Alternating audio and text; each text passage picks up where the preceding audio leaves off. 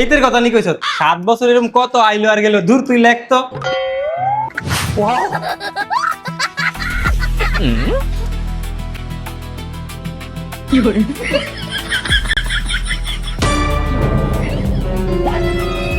এই তুমি এগুলো কি করতেছো দেখি?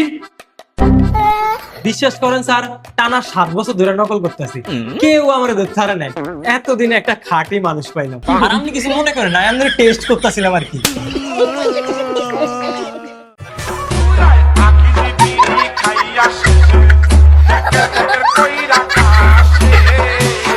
দাদা ভাইরা তোমরা সবাই সতর্ক হও, শিক্ষা মন্ত্রী আসতাছে।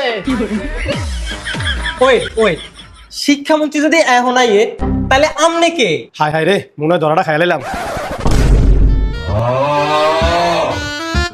হ্যালো